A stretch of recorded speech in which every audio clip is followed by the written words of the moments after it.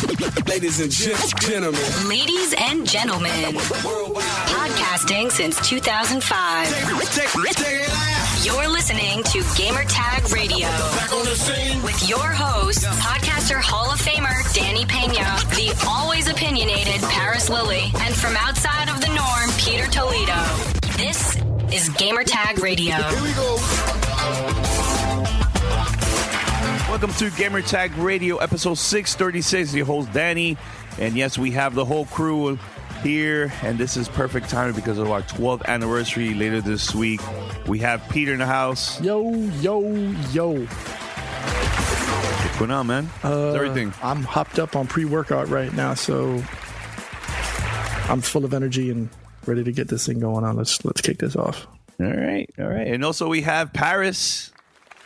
Hey, what's going on this morning? How are you guys doing? Wow, you sound very happy. I can't even with a straight face, dude. What's up with that, Paris? What? I don't see what the problem is. How are you doing? Should I just come in here yelling and screaming and angry and see you in court? Guys, no. And slamming everything. Like, I hate everyone. I hate you guys. Oh, my God. Too funny, man. But now, man, dude, I'm just pumped, man. You know, this week is our 12th anniversary, man. So I'm very excited about that. Also, the keynote, I've been practicing a lot for PodFest. I'm excited for that. And also the screening of the movie. I'm pumped, super pumped about that, man. So, but what about you guys, man? How's everything? And anything you guys want to mention before we go with the next topics? No, go with the show. Stop getting into my personal life. Wow, man. You see what I'm saying? Is that better? Does that help? I'm saying? Yeah, damn. What about you, Pete? Because Paris is like so mean right now. So No, let's just go with the show. Okay, nobody cares. All right, let's go. Send us your feedback or questions. Give us a call at 786-273-7GTR. Email us at fanmail@gamertagradio.com or leave a message on speakpipe.com/gamertagradio. It's time for fan mail. Fan mail at gamertagradio.com. Fan mail.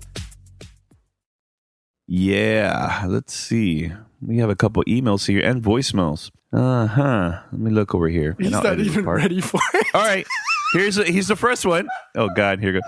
All right, so I'm gonna, you know, like, look, this week is all about GTR, and the thing is, like, my keynote is about the community, so I think this episode will be perfect, all about fan mail. So this is like perfect time for us to do this. So I have one here. This is from Jeremy. And this is for all of us here. What is your most emotional cutscene from a video game? He said he has two. One is from Silent Hill from PlayStation 1. I'm not going to mention that part just in case. Spoilers if anybody hasn't even played this game. From what year? It's very old, but I don't want to mention it. There's got to be a statute of limitations on cutscenes. And I don't... Look. Come on. You can't say spoiler alert from 2001. I'm sorry. If you haven't had a chance in 16 years... you're not going to get called out for now you see this, Danny, right? You see this, and everyone listening. Pete is the one with the anger problem. He's just I know, right? I told you, man. I'm angry. I'm angry all hopped up on pre-workout right now. Let's go. All right, and he also posted that the ending of Metal Gear Solid for PlayStation 1. Let's see. In 1990, I was 17. I finished Metal Gear Solid while watching the end game credits. It hit me that Metal Gear was pushing the anti-nuke movement. Pretty deep stuff at the age. Jeremy, Colorado.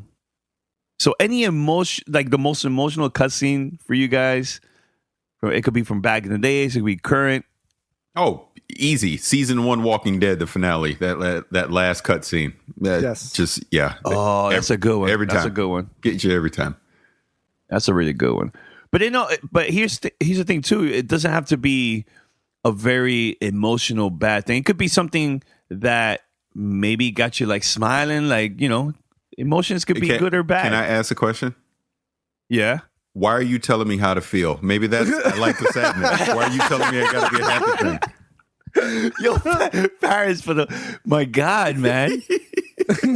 My God. No, but honestly, you know which one reminds me a lot of like was it Final Fantasy VII, that death scene, the famous death scene from Final Fantasy VII. Also, I think like seeing Link from Nintendo 64. What was the name of that game? Was it Ocarina of Time? Ocarina, yeah. The first time that he got the sword, that was a pretty powerful. No, it was. Moment No, too. it absolutely was. Yeah, it was.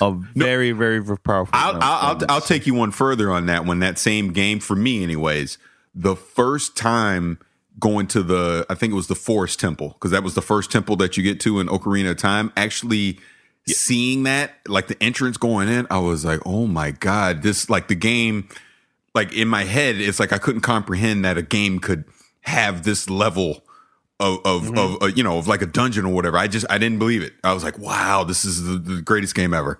You know what I mean? So yeah, for that was another. And I think too, The Last of Us introduction, powerful. I think the most powerful introduction I've seen in the game in a very, very long time. The Last of Us. Yeah, I would agree with that. Yep. Yeah, especially like you said, The Last of Us, that first 15 minutes. I mean, especially for like someone like myself or Paris who are, fathers to a daughter, to see something like that. That one of those things, I actually paused it, turned off the PlayStation. I was like, I'm gonna have to come back to this. I'm not in the right frame of mind to deal with something like this. So that happened to me.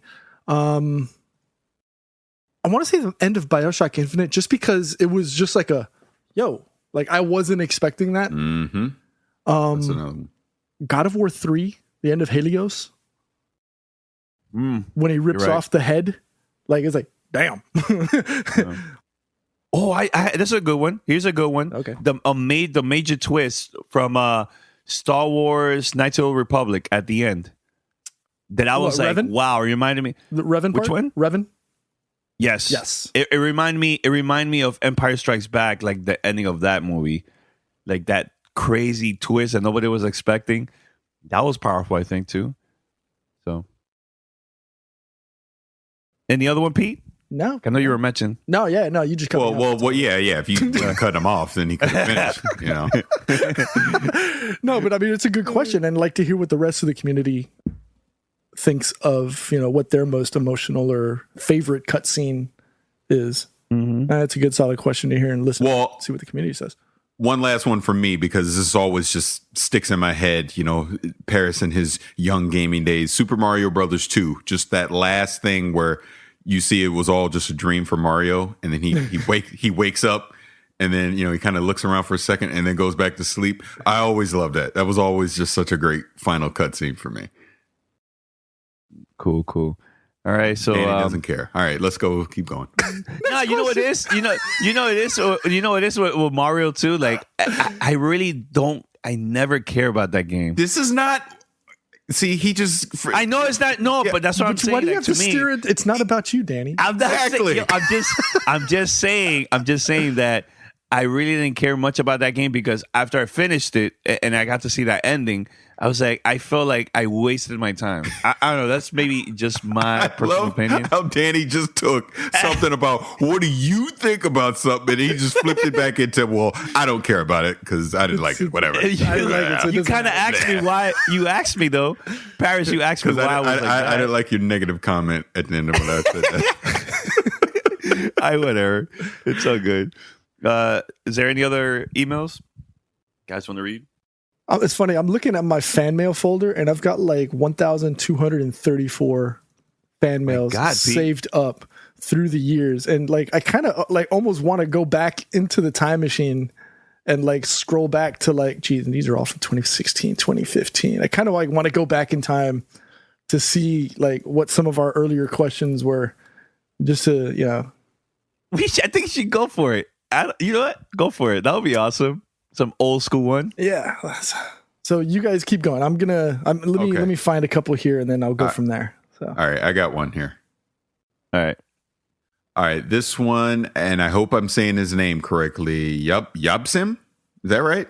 YOBSAM. I don't know. Okay. But anyways, here we go. Hi, GTR. There's a lot of exclusive games on PS4 that are not marketed like. Wait, let me say that again. I'm sorry. I can't read. Hi, GTR. There's a lot of exclusive games on PS4 that are not marketed like Uncharted or Horizon. Games like, oh my God, he's asking me to pronounce some Japanese names. This is going to be interesting. Tokiden 2, Neo, Persona 5, Nino Kuni 2, Tales of Berseria, and a bunch more that are only on PS4. I probably butchered all that. Those games, he goes, at least for me, justifies the purchase of a PS4. Now, with all the news about Project Scorpio, do you guys think it will deliver on exclusive games?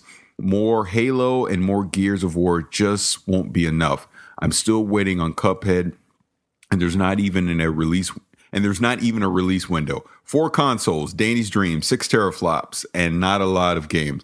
Is this the future of Xbox? Great show and love the new Facebook Live.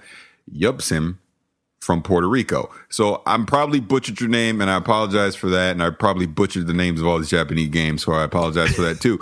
But to answer your question, no, I agree, and we've talked about this a little bit already.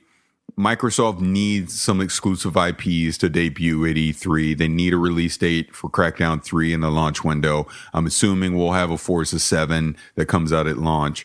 And Cuphead needs to come out as well. I mean, I know they've already said that Phantom Dust is coming earlier. And Danny, unless I'm mistaken, didn't Phil Spencer just this week put out something about their lineup for E3? Not naming games, obviously, but just saying that they're confident and excited about what they have to show at E3. Yeah, and he also talked about during the live stream of Halo Wars 2, they had like a launch event. Right, that's what it was. I watched it, and he mentioned that this year there's no Halo, no Gears of War, like first-person shooters, of course, of Halo. And this is going to be a very interesting year for them because they're confident that the exclusives game that they have this year, they say it's going to be a lot, and they're confident with it too, man. So, and at the same time, you know, we also going to get to see Scorpio, and he also mentioned that Cuphead is coming out sometime this year. So, I mean, what are your thoughts about that for you guys, like Pete and Paris? Because, you know, for a year that Microsoft is not depending on those well-known franchise, and they're focusing on other games that we still don't know what it is yet until E3, hopefully. What are your thoughts about that, man? Because I think that's very unique and different for Microsoft because we're so used to seeing Gears of War or Halo, one of those two games every year. Well, I think they're saved a little bit by the fact that they have Project Scorpio, because when a new like we're seeing right now with the Switch, when you have a new console coming out, you kind of get a pass, you know, on what your launch lineup is going to be like. As long as you have a couple staples, like we said, they'll probably have Crackdown and Forza there. So even if that was the bare minimum, they could probably get away with that. But it sounds like, from what he's saying, they will have some new IPs at E3 that are going to come out this year, which is a good thing. And look, the industry always needs new IPs. We always need to see new IPs and not just a sequel to the same stuff over and over again. But on the flip side, we need to support these new IPs, because if we don't support these new IPs, then these publishers are going to stick to that formula, like you said, of Microsoft of the past, where they just keep releasing the same things over and over again. So a great start to that's going to be finally getting Cuphead out, seeing some new experiences that they can have that are going to be on Project Scorpio, and even something that is a sequel like Crackdown 3. The way that they've, at least in the past, that they've talked about how they're going to do the multiplayer is something unique. Hey, I'm pulling an old marketing term, taking the power of the cloud for the oh, that was terrible. Yeah. But just stuff like that, man. I mean, as long as they do that in this launch window, I mean, they're fine. Again, they have a new console coming out this year, so just that alone is going to create a lot of excitement, you know, in the industry.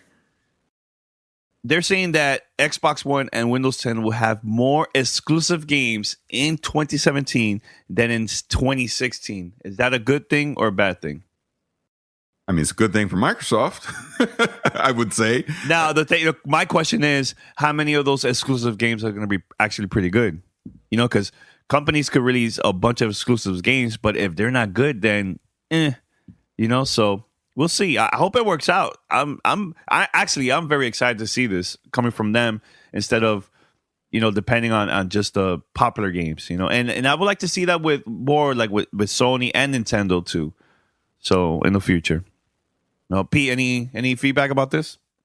I agree with the fact that Microsoft is focusing on Scorpio. I think right now all of their brainiacs are just focusing on making sure that Scorpio doesn't flop day one.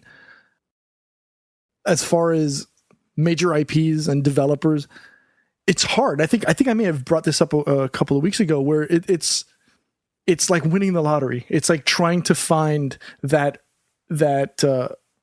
or maybe Cuphead. Who knows? Maybe Cuphead is that title, but it's kind of hard to do that with an indie title, to convert that into a major IP, a la like Naughty Dog with Last of Us, like we mentioned earlier, or Uncharted series. It's hard to find those at the early stages, and a lot of times, the major pubs like the EAs and the 2Ks, they are actively looking for what the next big IP could be, but that's like finding a grain of that's like trying to find like pepper flakes in a dump truck full of sand. It's nearly impossible. You just have to hope to find it and just have the right timing to be there. So, it's not like they aren't looking for them. It's just Sony has just had the better luck over the last 3, 4, 5 years hey, Forza still is the massive powerhouse. I'd like to see what happens with Crackdown with Microsoft. I think that's a solid title, but I just don't know if it's got the storyline to support it. I would love to see Halo come back to its origins and be that great title again. I just don't know if they've got the studio to do it. I just don't know if 343 has it in them to do what Bungie was able to do back in the day. This one is coming. Here's another opportunity to ruin and butcher last names. I'm not even going to go there. This one's from Mark. Dear Danny, I would like to thank you, Pete and Paris, misspelled, for your hard work. I enjoy the information you bring us. I do have some criticism that I hope you will find constructive, though. Lately, in recent episodes, I have felt a heightened level of tension as the hosts try and get their point across. I'm hearing phrases like, let me finish, don't interrupt, etc., more and more. Although I appreciate differences in opinion, I think there are ways to hear all of them in a more positive way. I may be the only one, but I did feel the need to point it out and hope you don't take offense. I simply wanted to provide some constructive feedback. Thank you for your hard work, Mark. You have to understand, after 7, 8 years of true friendship, it's no longer a case of being polite. And I think we've said this several times, whether it's been on the show, on other podcasts. I think we talked about this a lot with Harry Duran on his last year. Podcast Junkies. Yeah, podcast junkies. Yeah. Even yesterday on Paris's Facebook Live, yesterday afternoon, it's and if you're a single child, which I am, it's kind of like a new experience. But if you've got an older or a younger brother, that's what I liken it to. It's that this is how you would talk to your brother. This is like your blood brother. And this is how the three of us are. We've been such good friends, gotten closer over the last 3-4 years, that we're not held back by that pettiness of I hope I don't hurt his feelings. No, none of the things that we say when we things like, yo, let me finish, or or don't interrupt, or we call each other a-holes or what have you. Those are terms of affection. The two of these two guys, and they've said it to, about me, and we'll say it about them, and it'll continue to be like that for years on end. We look out for each other. We'll be there for each other. Whenever we say those things, they're more like terms of endearment than anything else. So if that's what it comes across as, please understand there is no ill will behind anything that we say. There is no tension. And if there were to be any tension, the three of us are such good friends that we know that at any given time, if any of us are maybe going over the line or whatever, we will be called on it. We will be checked offline and be like, hey, you need to chill. This was wrong. Like we have no filter for each other. And I think that goes to show the level of friendship and brotherhood and love that we have for each other. So, you know, that's my opinion. And I'm pretty sure it mirrors the two of you guys, but if you guys want anything else to say. Yeah, I mean, I'll go for it. Well, yeah, let me go a-hole. See, this is what we're talking about right here. Just real quick. You said it perfectly. There's nothing I can really add other than to just say you hit on a great point. I never had a brother. So for me, you two are like my brothers. So like this is what I would envision a relationship would be like with my brother. And that's what, like you're saying, I think people just need to understand. We've been friends for so long and been around each other for so long that if you, and I say this all the time, if you saw our conversations offline, you would be horrified. You would think that we absolutely hate each other. It's pretty bad. But like literally even the conversation we had before we started recording this was just foul. But we could talk to each other like that because we have that brotherhood and that love for each other. And it's how we express it. So when you hear that stuff on the podcast, trust me, we don't have any tensions amongst each other or anything. Like when I saw that email, I laughed because I never once think that at all. And just to give you a peek behind the scenes, and I think we might have talked about this on the Podcast Junkies thing. Pete and I have actually gotten into it a couple times. Danny and Pete have gotten into it a couple times. But the thing is, we never bring that onto the show. We always just squash it behind the scenes, and then we're fine. And it's very rare that has ever happened. And we kind of liken it to you have three alpha personalities trying to get along. And every now and again we clash, but it's okay. That's what brothers do. You know, that's just how I see it. You know, I think that it makes sense for someone that maybe started listening to the show and they don't know much about our personality. They probably will hear that and they will think, man, these guys, like, do they even get along? Why do they even have a podcast? No, it could be that too. So I can understand from that point of view. But not like when we debate, sometimes we really are into it, especially me, that I'm like, no, like I want to say my piece. Because the thing is, I know sometimes, okay, we record through Skype, right? So of course there's going to be that little delay, right? But at the same time, I know when Pete and Paris are going to kind of stop. So that it's like for me, the perfect time for me to get in. But then it'll be like, hey, wait a minute, hold on, because of the delay. So with Skype. So it's a combination of a lot of things, you know, but it's not like me being really angry towards P or Paris when we're debating or something like that, or when they'll be mad at me when I cut in and I try to say something too, and so on, whatever. So man, the thing is, you know, Paris and P to me, they're like brothers to me, you know. So and I mean, we argue in the past behind the scenes, but it's like dumb stuff, man. You know? But we never talked about it online. We never talked about it on the show ever.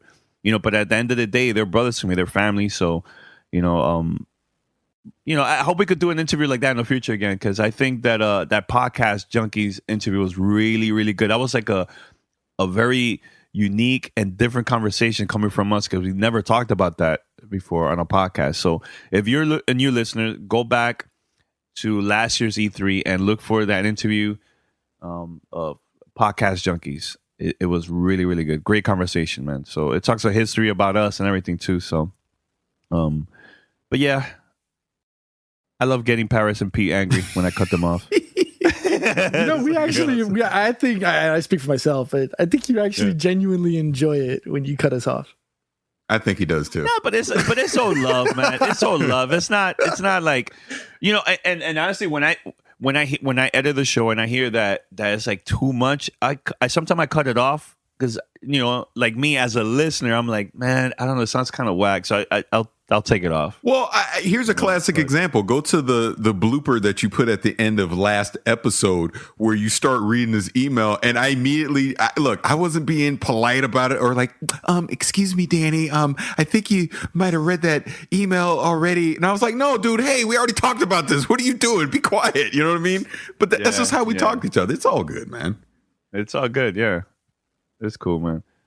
But keep the feedback coming. Like, just send us your feedback, you know, good and bad. That's the only way for us to get better, right? Exactly. Feedback from the fans. Yep. So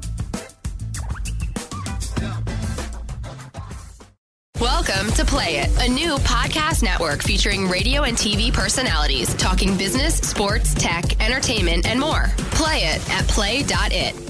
Take it out. You're listening to Gamertag Radio.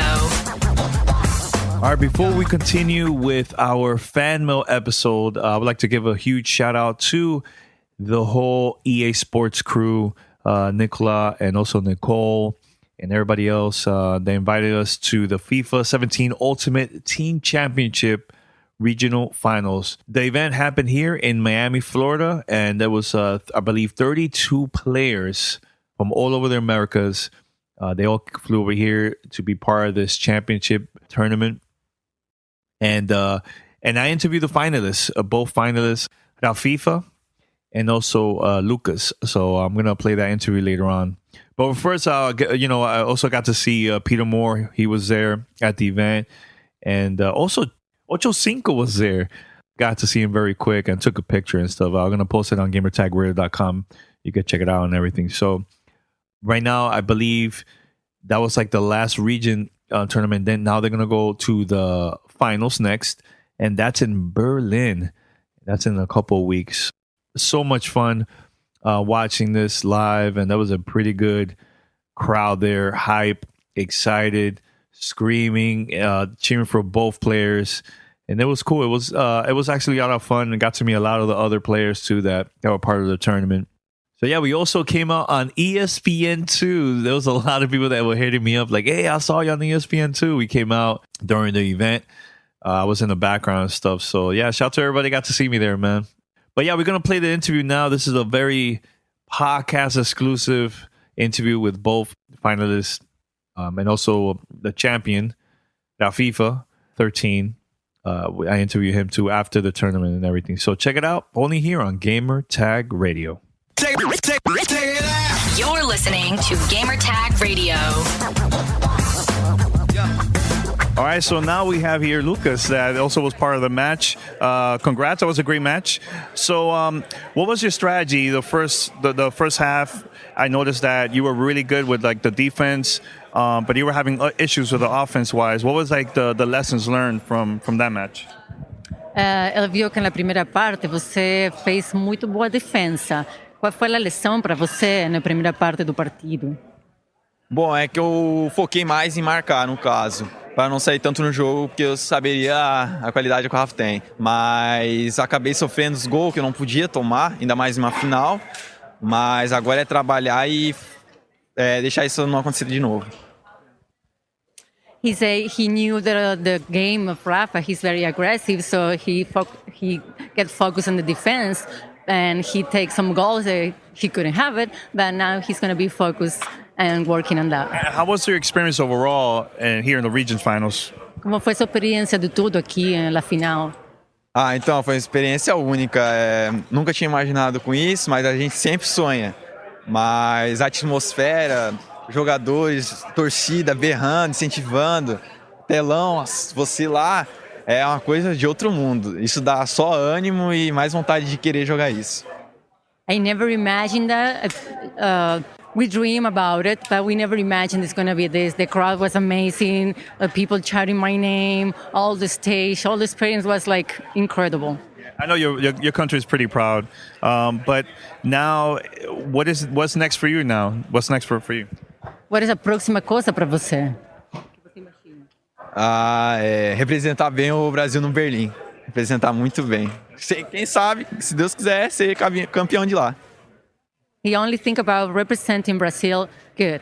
And if God wants, I want to be the winner. What is it that you like so much about FIFA than other games? Que você gosta demais da FIFA da de outros games?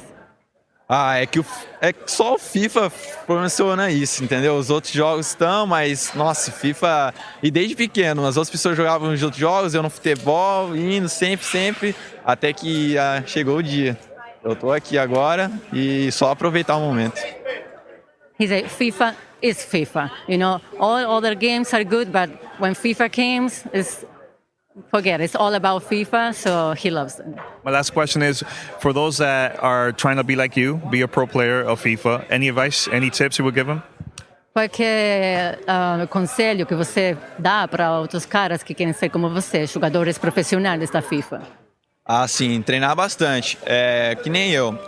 Você tem que focar numa coisa, você não pode dividir uma ou outra. Você tem que focar. Eu mesmo perdi vários finais de semana, mãe ali direto falando para desligar. Questão de namorado também, terminei por causa disso. É uma coisa que você tem que seguir, mas se lutar firme, treinar bastante, com certeza se um dia chega lá.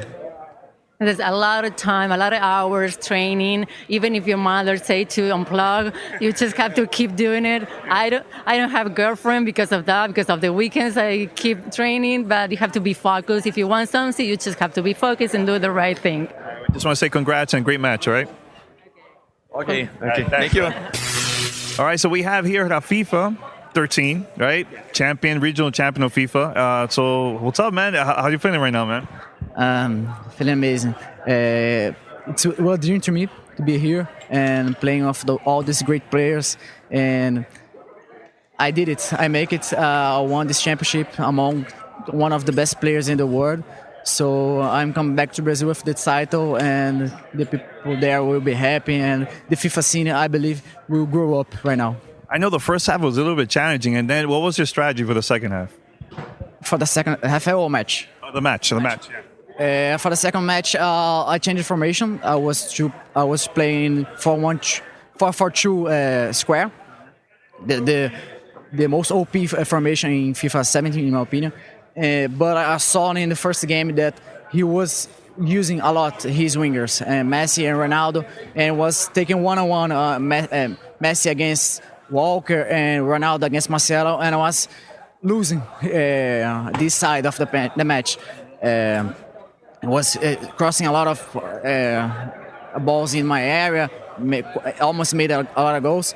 So, okay, calm down, we'll put a man to mark to help Marcelo, put a man to help Walker. So I changed formation to 4-2-3-1 with Messi and Ronaldo open, and that worked. I neutralized him in the second match, and I could be the one who wins. I know the defense-wise, you went up. You did really good in the second one. But now with everything that you've been doing now with this regional finals here, now you're going to the finals now in Berlin, right? So what is going to be your strategy for the finals now? Because it's going to be a lot of other players that have been winning in other regions too. I think it will be case to case. There's a lot of great players, European players, in my opinion. I said earlier, they're the best players in the world. So, but I know my potential.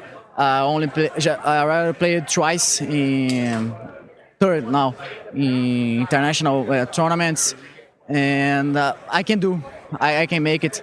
My level is average to the better players in the world, so I think that I could be the one who gets the title there. Now, if there's any up and coming players, pro players that want to also be like you, a champion, what advice you would give them?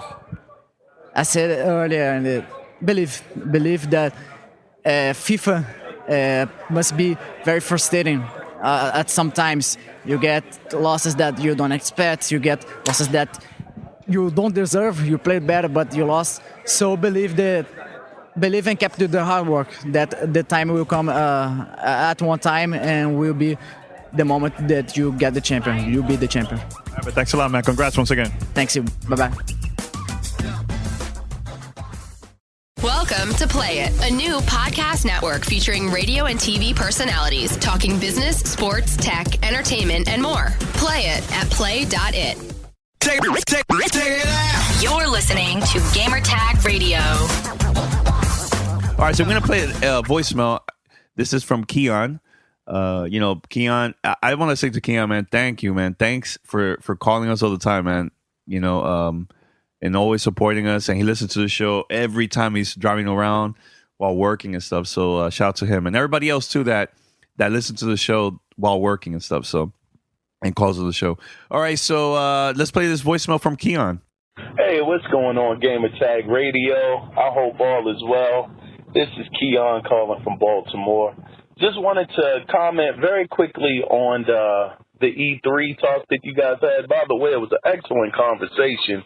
I thoroughly enjoyed it, and I really appreciated all three of your points. You know, Danny, I appreciate the fact that you haven't gotten so big that, you know, you have an elitist attitude where you think that the public shouldn't be allowed into E3. As far as Paris, I definitely agree with your point of having just a media day or media days where you guys can come in, do your job, do the coverage, and then let the public in. And Pete, I also could understand your point of view as well, where it's going to be difficult for you guys to be able to get the stories that you want to get with so many people crowded in to the area all at one time. So all three of you had very valid points. I enjoyed all three different sides, but I think that Paris, he has the best solution. You know, if you could make a media day like Tuesday, Wednesday, you know, have you guys strictly come in, the public isn't allowed in, let you guys do the job that you do, because listeners like myself do appreciate the content that you guys provide at E3, so I definitely wouldn't want you guys hindered by anything to give us that great content. But I think if they do that, I think it would be awesome. And this is coming from a guy that's wanted to go to E3 since '95. So it's always been a dream. I think it's a great idea, but at the same time, I think that Paris might be on to something. This may possibly be the end of E3 one day. Maybe not today, maybe not next year or the following year, but it may be on its last legs, and I'm very, very sad to see that be the case. But anyway, this message has gone on long enough. Thank you guys for all of the hard work that you guys provide and do. And with that, I'm going to sign off. You guys take care. Bye-bye. All right, so Keon talked about our E3 conversation we had a couple weeks ago. You know, he gave us feedback about all of our point of views. And Paris, he liked yours the best, the one that you said that. Well, of course he did. Which one? Of course he did, because I was right. I'm just kidding. Oh God, no! But the part where you divide like E3 from media and open to the public and so on, and looking so far the schedule or feedback from everybody else, I'm not seeing that coming from ESA. I don't see them changing it that way like Gamescom. I think it's going to be maybe an hour early, maybe for like media, but I think it's going to be the same as previous years. So prepare for the zoo. The amount of people there, man. No, I agree. I think it is going to be the same thing. The one thing I keyed on from what he said, and thanks, Keon, for the voicemail, was the fact that even he's saying, here's a consumer that's saying E3 is on its last legs. You know, and the fact that we saw that those 15,000 tickets, they ain't sold out yet. I was shocked to see that it has not sold out yet, which does concern me. If the public, you know, if E3 is supposed to be this magical spectacle, and I know there's travel and all that kind of stuff, and it's $250. The 150 sold out right away. But the fact that people aren't willing to spend the $250 to travel to come to E3 for a week is concerning, because they do it for PAX. People come from all over the world to go to PAX, but they're not willing to put that same coin down to go to E3. That should be concerning. I'm very curious to see how this is going to play out this summer. I think eventually we'll sell out. It probably closer to E3 when there's like more announcements. I think it will sell out eventually. So, but I personally thought it was going to sell out like in a day or just a few days. Yep, I did too. You know, knowing the amount of people that would love to attend E3, very curious, man. So about that stuff. What about you, Pete? Nah, I got nothing on that. To be honest. Okay, all right. All right. All right, so let's go with another voicemail. This is from Brandon, all the way from Orlando. Hey, Gamertag Radio. This is Brandon from Orlando. I have a thought about how Microsoft might showcase Scorpio. Microsoft has really been one of the few companies to do a conference at Gamescom, one of the major first party companies. So what if they did this? they kind of put out some information in terms of specs and all for it at E3, put it in front of us, like kind of just put it out there for people to see. But what if come Gamescom is when they put in the price and the actual release date, as well as with the much larger fan interaction at Gamescom, they would have more people be able to talk or to be able to look at it in real time, and it could be a much bigger event and might be able to swallow up a lot of the news from Gamescom. Just a suggestion. What do you all think? All right. Keep up the good work. Bye. Brandon, thanks a lot for the voicemail, actually. Oh, wow. So he talks about the Xbox press conference that, he said that Microsoft is the only one so far that they always have like a press conference during Gamescom. And I believe last year they didn't have no press conference and they focused a lot on FanFest in Germany during Gamescom. And I think we are probably going to see more of that this year, more than ever, because of the new system, Scorpio and everything. So your thoughts, guys?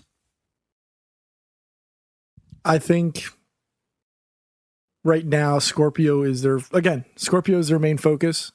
I think it's a great idea, and I called this 2 shows ago, and I'm going to keep throwing this out. I was right. Mm-hmm. Not gonna let that go. Never. I've been wrong for so many times. Hey, I gotta take it when I can. Yeah. No, but I think, and somewhat akin to what's going on with this whole ESA thing, I think they need to knock this out of the park and hopefully not. I don't know if FanFest is the answer to what Microsoft needs to do. I think they've won their crowd over. There's always going to be divisions into who wants, who's going to have the better console. There's always going to be the Xbox versus the Sony Defense Force versus the Nintendo fanboys. But I think Microsoft, and especially with Phil behind the reins, is doing the right thing, focusing on Microsoft, not trying to be reactionary to the competition. Let them do you know what I mean? Let them focus on themselves and not try to go and answer to or be responsive to what the Sonys are doing and what Nintendo's doing. I think they've got a good direction. They've won over a lot of gamers in general from their missteps in 2013, and then course corrected.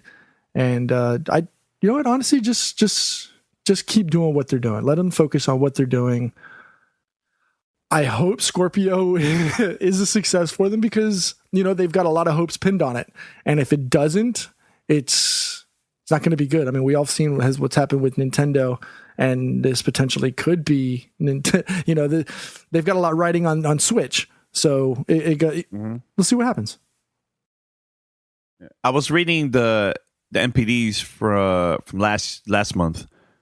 That just came out a couple of days ago, and I was reading that again. The PlayStation 4 Slim has been the one that's been selling more, and I'm just surprised that Sony is not really pushing the Pro as much, like how it is now with Microsoft really trying to push Scorpio compared to Sony to their PlayStation 4 Pro. So I'm just. Is that because thinking about that? Maybe it's and unfortunately, this could be what happens with Scorpio because it's a niche product, because it doesn't appeal to the masses. It's it's a gamble. It's a dice game at this point. Is it going to succeed? Microsoft has doubled down on Scorpio. For a niche product, it's kind of hard to succeed in. When you've got something that already appeals to the masses that. For the most part, if you're doing a holiday season, most parents aren't trying to go for the most expensive, especially if you've got multiple kids. You've got a finite amount of cash and you've got to split that. So I don't know. Doubling down on Scorpio could be advantageous, but it also could be a death knell.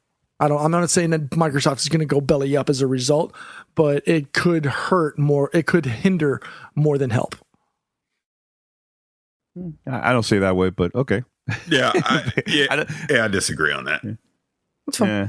But Paris, you want to say anything else before we go to the next No, one? I mean, I think we've beaten the scorpion to death.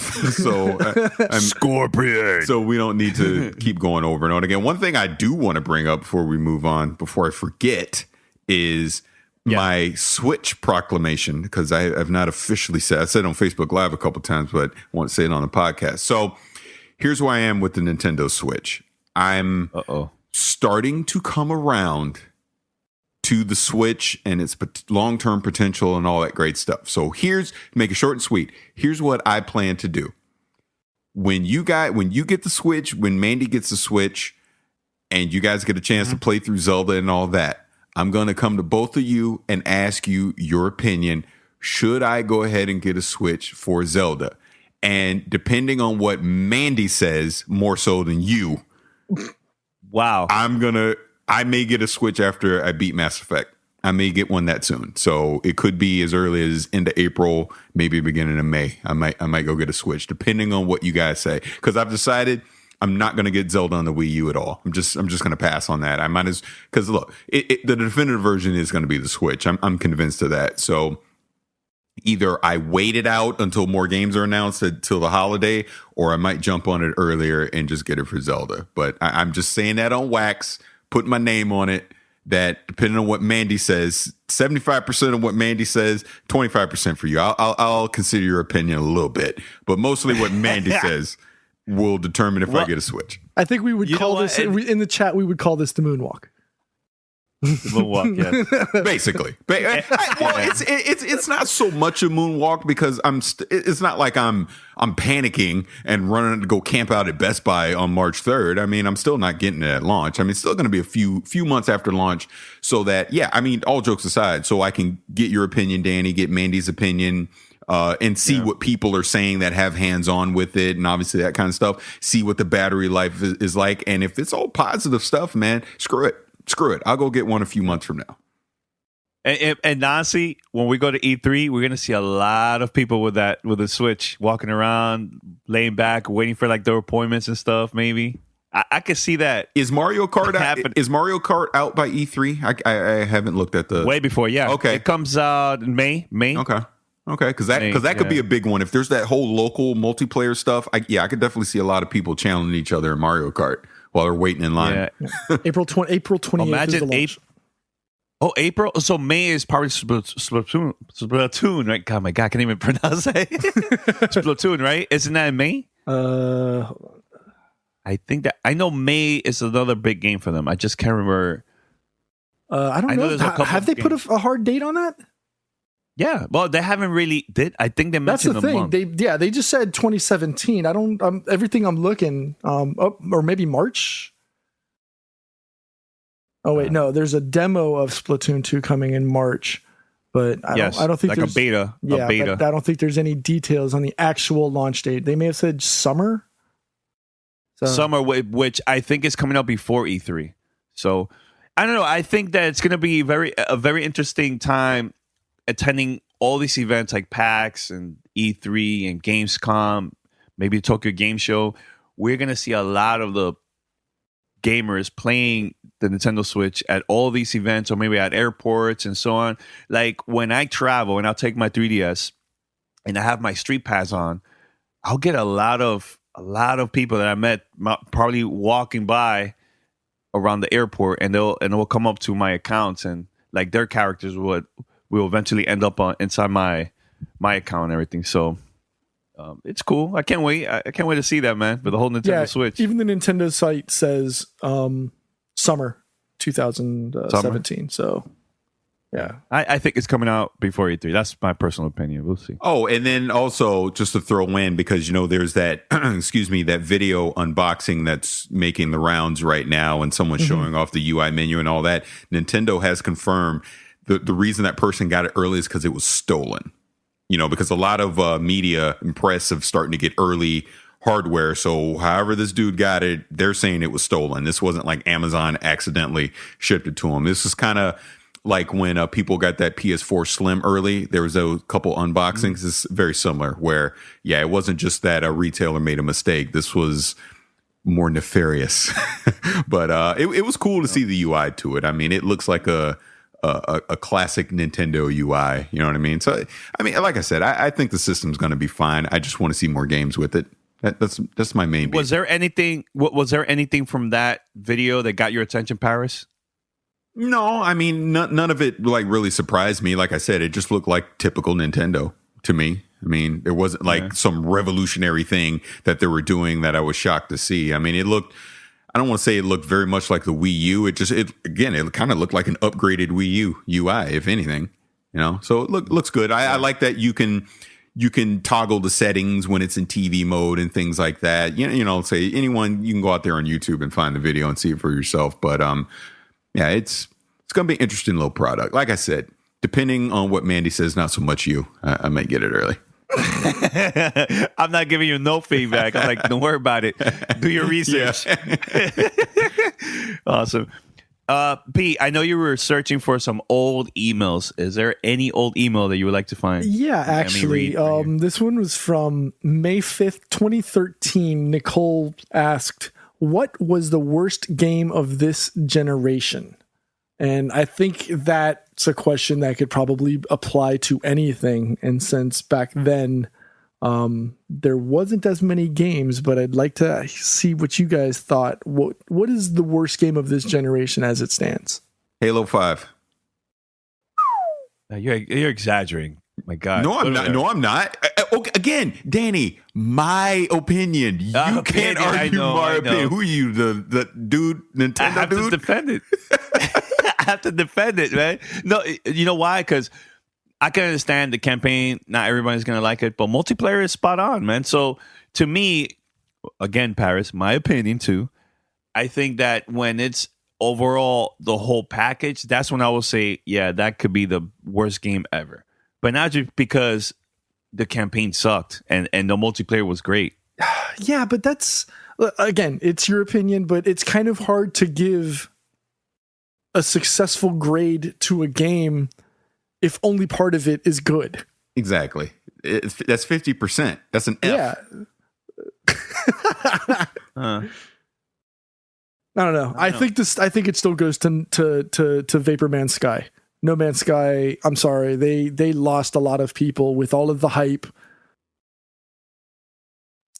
I've never gone back to it. It's, you know what's bad is that all of the bad hype surrounding Halo 5, I've never touched it. I've never even launched it. I always meant to go back to it and I just never did. Battleborn was a major disappointment for me. I had a lot of high hopes. I still see the icon on my desktop, but I never play it because Overwatch provided that gameplay that I liked and over Battleborn. So, in my opinion, that's probably another game that fell flat on its face. That had a great opportunity, had a great premise, but it didn't do it.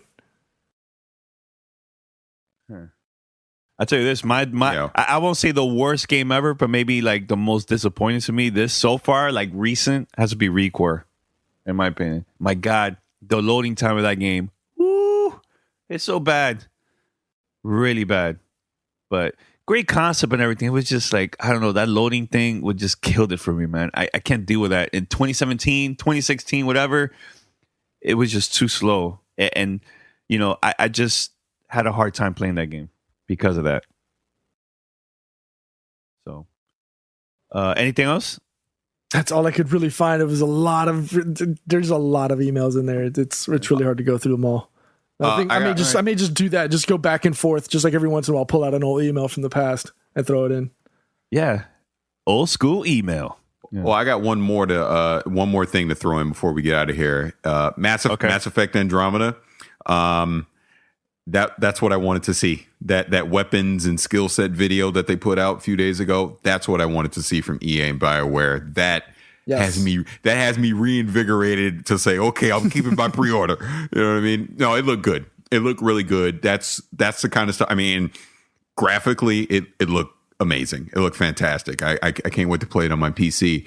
And I love how they're breaking out the weapon sets.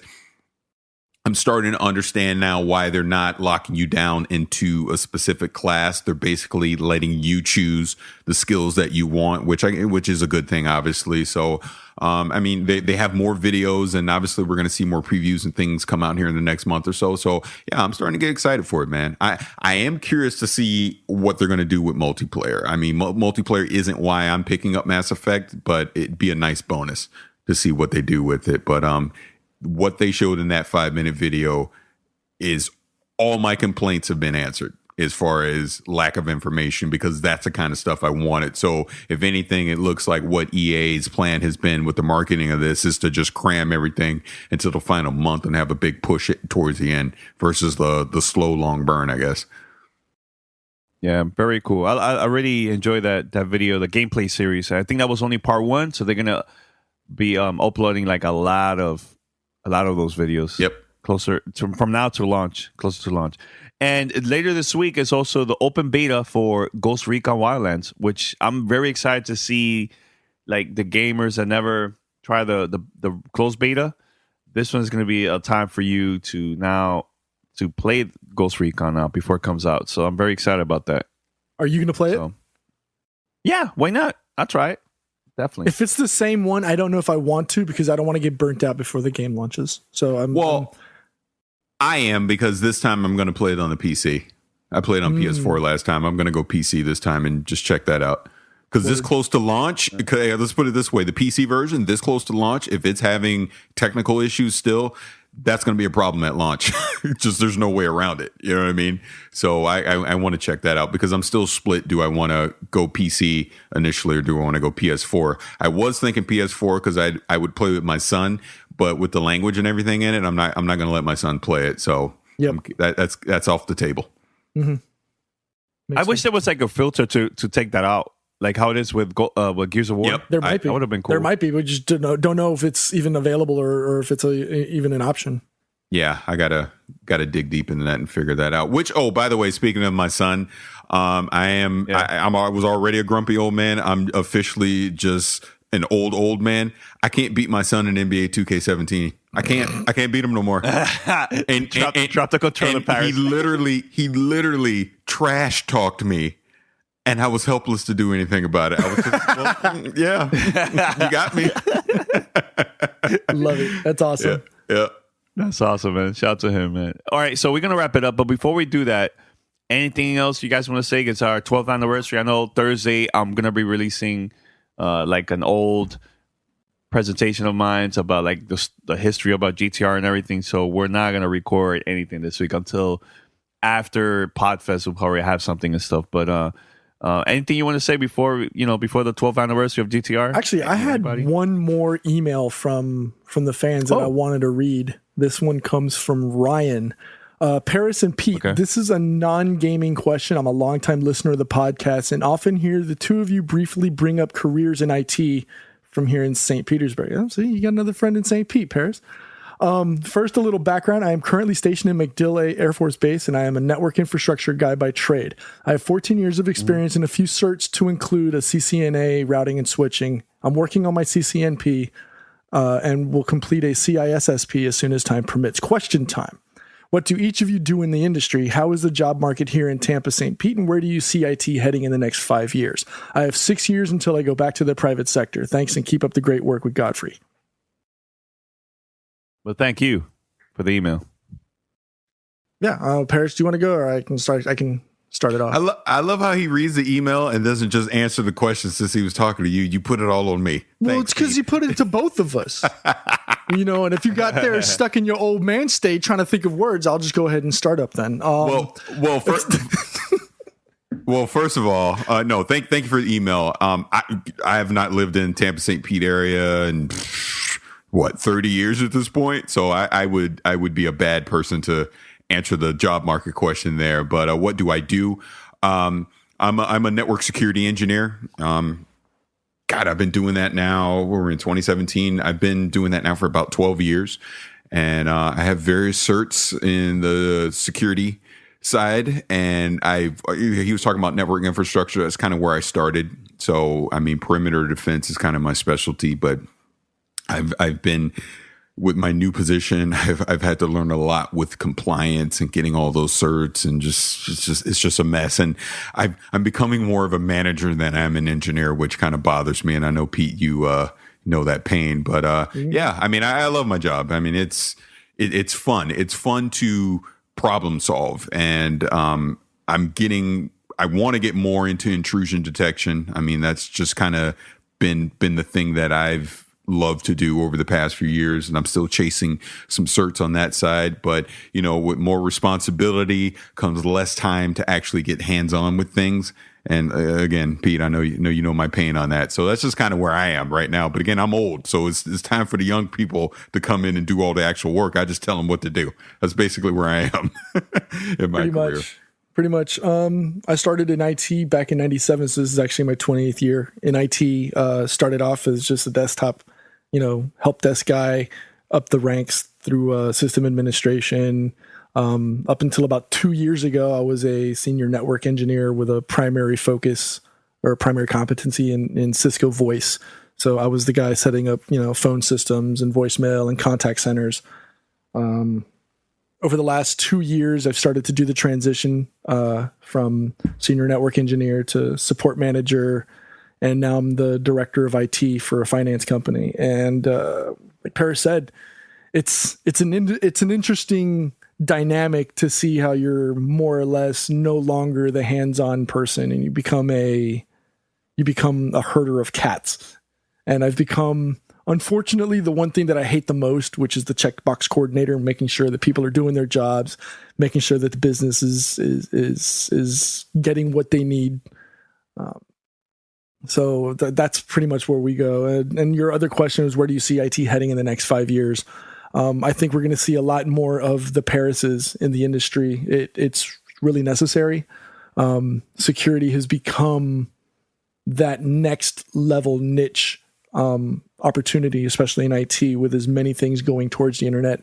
I think they're expecting 50 million devices on the internet by 2020, and that's a lot of scary endpoints if you really think about it, especially with automation and where DevOps is going lately. So seeing things function automatically. I mean, hell, Elon Musk talking about AI and robotics and taking over the functions of what humans could be doing and freeing up that human element. It's almost scary where it's going to be going, or where the potential to where it's going in 5-6 years. So, congrats to you going into the IT industry. It's a good industry to go to because,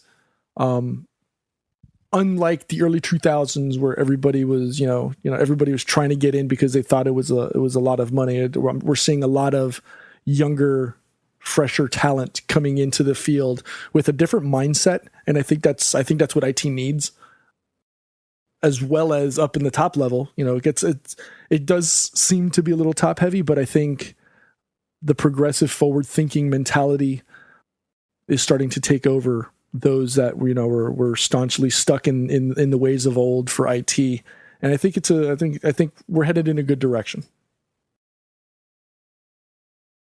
Cool. And Danny's just sitting there, just like, oh. He's like, and I'm just a podcaster. Well, Paris, you're going to say something, right? Oh no, I was just going to add in one thing, because obviously he's he's in the military, because I mean that's how I got started in IT back in the mid '90s, just being in the Navy. The aircraft squadron that I was in, we needed some people to start setting up PCs, and we were using Windows. Was it Windows 3.1? I guess, just way back then. But that's how I got started in IT while I was in the Navy. And then when I got out, I literally started working on the help desk at Sony out here in San Diego. That was my very first job. Then I went to desktop support. Then I was working in the data center. Then I left there and went just on and on, moved through my IT career. But when you get out, man, you're already way ahead of the game, because you're already got some of your certs and you're chasing some others. So I'm sure once you get out, IT, like Pete was saying, is in high demand right now. And if you ever wanted some job security, get into IT, because there's always going to be a need for it. All right, so head over to gamertagradio.com or play.it/gamertag. Listen to our past episodes, and you also can find us on iTunes, Spotify, TuneIn Radio, Stitcher, and all the podcast directories. Send us your feedback or questions. Give us a call at 786-273-7GTR. Email us at fanmail@gamertagradio.com or leave a message on speakpipe.com/gamertagradio. And on that note, we're going to wrap it up. And until next time, we are out. Peace. Later.